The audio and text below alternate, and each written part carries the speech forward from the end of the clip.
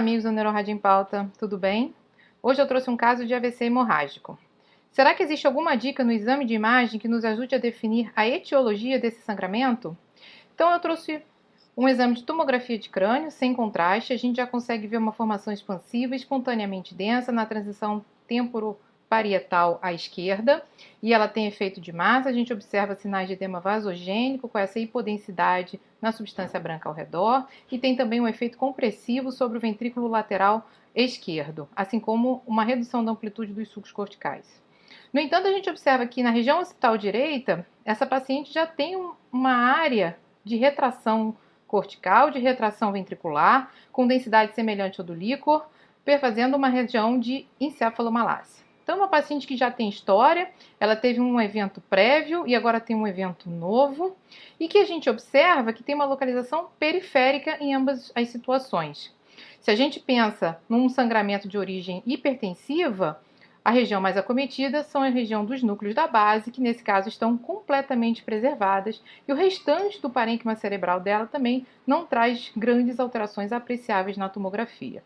Então ela prosseguiu a investigação diagnóstica com o exame de ressonância magnética do crânio.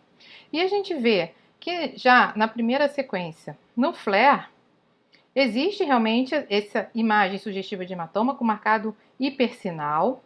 Existe a área de encefalomalácia com intensidade sinal semelhante ao do líquor, circundada por gliose, que é aquela hipodensidade que a gente via ao redor da lesão à direita, e não existe muitos sinais de microangiopatia degenerativa ao redor, lembrando que é uma paciente em torno de 65 anos. Então a gente já poderia esperar um pouco mais de gliose nessa paciente. Olhando o T1, essa lesão é hiperintensa no T1, então o que confirma o sangramento, se a gente já não tivesse essa confirmação pela tomografia, e a área aqui, mais uma vez, de encefalomalácia.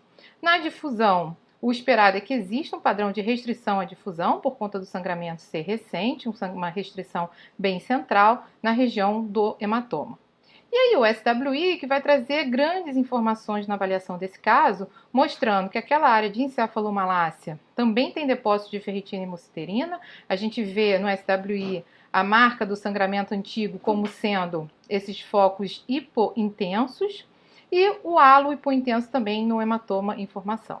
O que chama a atenção são esses outros múltiplos focos de marcado sinal hipointenso, acometendo a região córtico-subcortical de forma difusa ao longo de todo o parênquima cerebral. Existe também sinal de hemoventrículo aqui à esquerda, e mais uma vez os focos acometendo as regiões temporais e occipitais. Reparem que a região núcleo capsular está completamente preservada, não há alteração de microsangramento, como a gente chama, nessa topografia, então confirmando o diagnóstico de angiopatia amiloide por imagem, sendo bastante sugestivo. Lembra que o diagnóstico final só é realmente confirmado por análise histopatológica do depósito do beta-amiloide na parede do vaso, mas esse aspecto de imagem é bastante sugestivo. E sempre lembrar que se o sangramento é periférico, essa é uma das primeiras hipóteses diagnósticas, dependendo da idade do paciente, e vai fazer o diagnóstico diferencial com outras doenças vasculares, do tipo sangramento de origem aneurismática ou de malformação arteriovenosa